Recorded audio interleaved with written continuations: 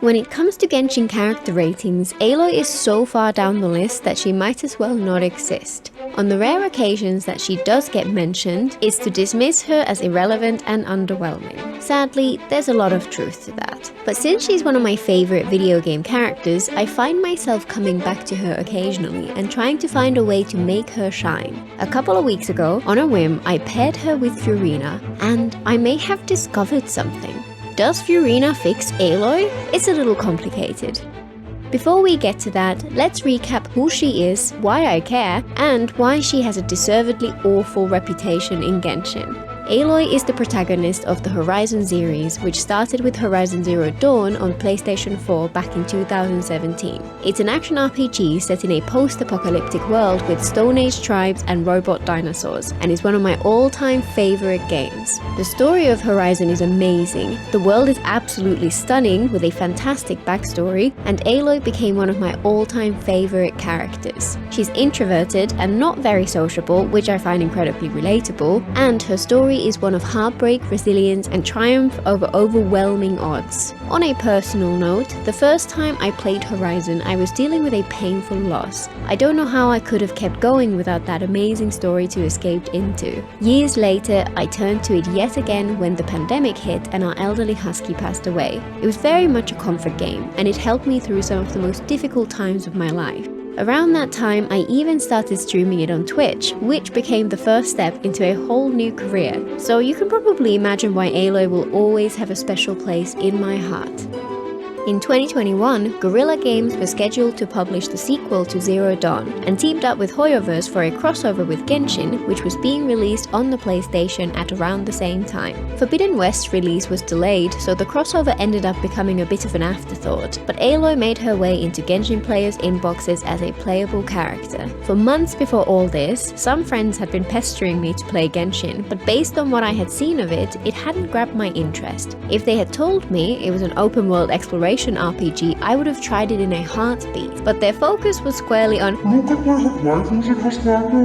Instead, the push which made me finally download the game was the collaboration, because I refused to miss out on a limited edition Aloy. So, when the time came, I downloaded Genshin in order to prepare for the collab, and within 5 minutes fell in love with the game. I couldn't believe I'd almost missed out on it. The Genshin community's reaction to Aloy was mixed at best. Many people had been excited about getting a free 5-star, but others were dismissive and uninterested in the crossover, if not outright hostile. She was released with an interesting kit with some disappointing flaws, zero integration into the story and world, and a gigantic gaping hole where her constellation should have been. Even those who were also Horizon fans were disappointed.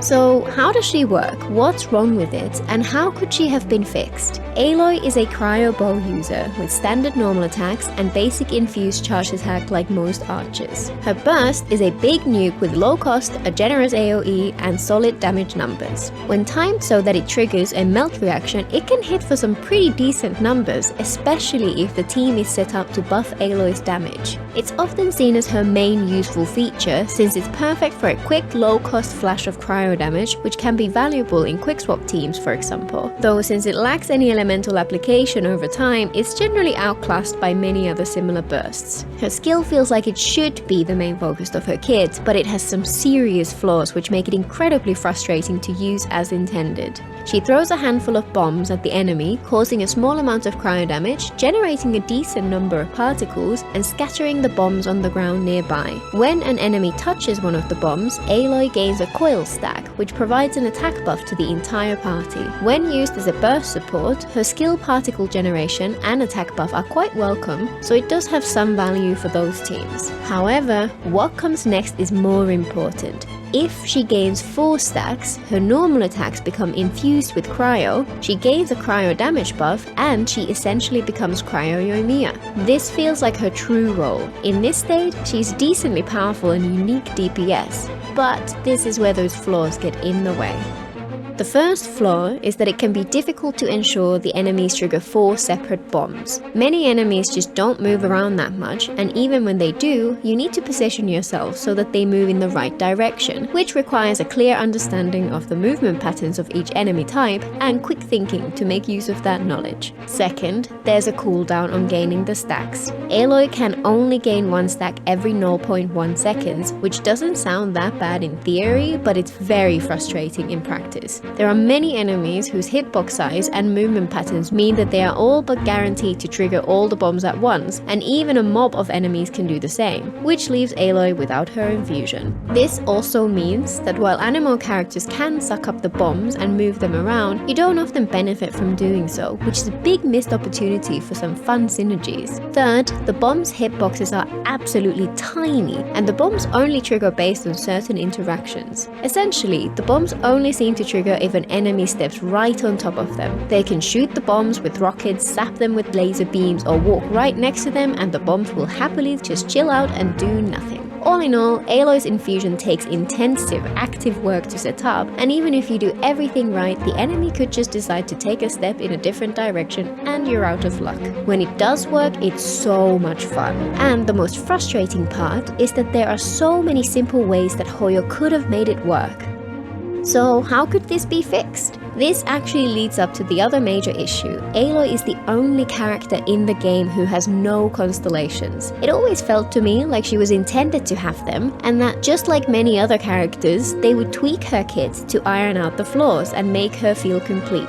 I often wondered whether she was originally supposed to have a limited time crossover event which introduced her to the world, gave her cons as a reward, but perhaps it got scrapped when Forbidden West was delayed. I've often talked through different ways that those constellations could have fixed her without completely changing her playstyle. All it would take would be a slight tweak to how her infusion stack mechanic works. The least effective option would be to add more bombs, either by giving her a multicast skill or just adding more to each throw. This would help, but it would still have most of the problems that plague the current kit.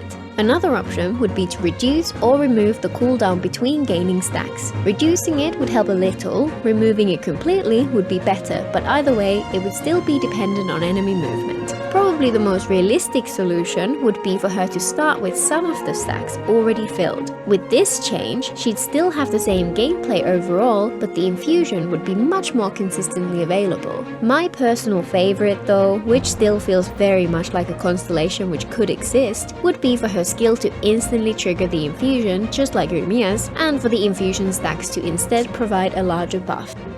Sadly, it looks like Aloy's constellations will never happen, but even without cons and with average scalings, I still wanted to play as her. She was the reason I downloaded the game after all. I tried many different strategies to get her bombs to trigger, paying attention to their positioning depending on how far you are from the enemy when you use your skill, trying different animal characters to see if their crowd control would interact with them differently, trying different ways to take advantage of enemy movement patterns, and so on. Nothing made a difference, and it all relied too much on random chance. For a long while I used her with a sacrificial bow, since that at least gives her a double skill cast similar to one of the constellation ideas I mentioned. However, this only helped for the first rotation, and even then it's inconsistent due to the stack gain cooldown. And of course her damage wasn't great since that bow is not really suited to a DPS, so she paled in comparison to my other characters. I also tried her as a physical DPS in a superconduct team similar to Machine Gun Fischl, which worked to some extent, but it didn't really feel satisfying when compared to reaction-focused teams. I even pulled Aqua Simulacra for Aloy when Yelan was first released, before even touching Yelan's character trial. Aloy never even got to use it. The moment I did Yelan's trial, I fell in love with her playstyle, so Aqua was taken from day one. Even though I rarely use Aloy, every now and then I still get the urge to try and fix her, or see how she works with a new character whenever they bring out something new.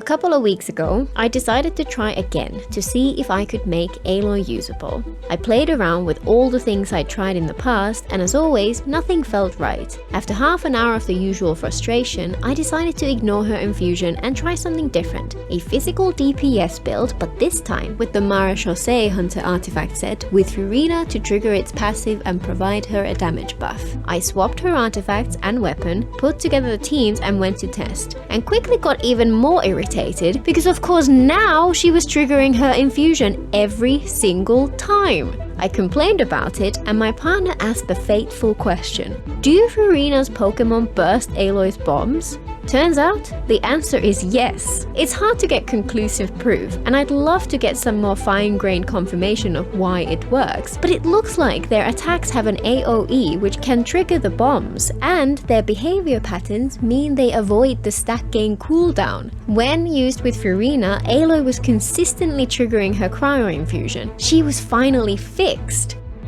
I switched her physical damage goblet for a cryo one, gave her Yoimiya's signature bow and started testing. I couldn't believe it. She was finally working how I'd always hoped she would, and doing pretty decent damage as well. Even though it was something like 5 in the morning at this point and I haven't slept yet, I spent a couple of hours trying different teams and figuring out the strengths and weaknesses of this new discovery. The first big caveat is that Aloy often gains 3 stacks instead of the required 4 on initial cast. It's more like that third constellation idea, the one I felt was the most realistic than the truly ideal one. Since it's fairly easy to lure an enemy to step on just one bomb, this isn't always a big issue. It's most noticeable in freeze teams and means that even with Furina's help, Aloy remains inconsistent in those. Her skill freezes the enemy, so she gets stuck without her infusion until the status expires. If the enemy can't move, they can't trigger the bombs. It's viable, especially with a second cryo like Charlotte to keep the enemies frozen, but it does eat at her DPS a fair bit.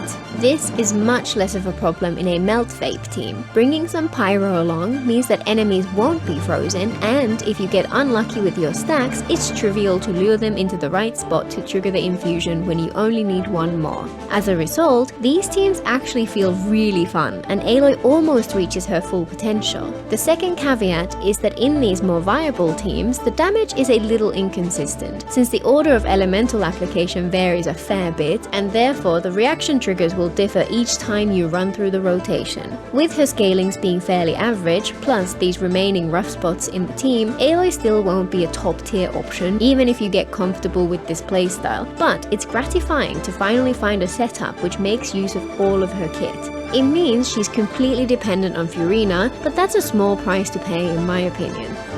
By far the best team I've found so far which makes use of this is Aloy with Furina, Xiangling and Baizu. It's arguably focused more on the synergy between the other 3 characters than on Aloy herself, but it's very fun. The same could be said for using Kaveh as a driver in a Hyperbloom team. He's mostly just there because you want him to be, but doesn't really add a whole lot. Probably the biggest difference compared to other options is that Baizu maxes out Furina's buff, so the overall damage is noticeably higher. I tried with other healers like Bennett, whose lack of team-wide healing resulted in a noticeably lower damage output despite his buff, or Charlotte, whose cryo application drastically changed the reactions being triggered. The biggest downside of this team is that Xiangling can have severe energy problems without a pyro battery, so unless you have a ridiculously high ER stat for her, the reactions will remain inconsistent. Baizu's Dendro application does help here, since the burning reaction can make the pyro aura last longer, leading to vaporize and melts from Furina and Aloy. Much of the time, however, it behaves more as a kind of fridge burgeon team, which I've never really experienced before. The variety actually feels really fun, and I don't mind Xiangling using her burst every other rotation in a single target scenario. I tried this team out in the Abyss, and it was surprisingly effective. I even used a medium strength team in the first half so that it's a fair test. Only the second chamber posed any trouble at all, entirely due to the lack of heavy attacks for breaking the Geo Slime shields, and even with those in the way, I finished with 10 seconds to spare. On the third chamber, the timer stopped with almost a minute left. A comfortable 36 stars, not something I ever thought I'd see from any team built for Aloy. So that's my first Aloy team which truly works in the Abyss. For there to be more options for the hardest content, we'd need characters who combine some different roles which this team would benefit from. For example, someone like Charlotte, with Pyro as their element, would combine Baizu and Xiangling's roles and leave the final slot open for any number of other characters. It's sad that this was the only team which reached that level, and overall I'd have to say Furina only almost fixes Aloy because of that. But I'm genuinely happy to have found this team. Plus, I'll definitely be playing around with other combinations in the overworld to my heart's content. So, if you love Aloy, or just have both her and Furina and want to try something a little bit off the beaten track, I can absolutely recommend trying this out. It's not perfectly tuned machine like some of the top tier Genshin teams, it's a little bit scrappy and inconsistent, and it's entirely dependent on Furina, but it's strong enough for the hardest content in the game, and most importantly, it's a heck of a lot of fun. Finally, now that I've discovered this, I can feel some peace. Until next time!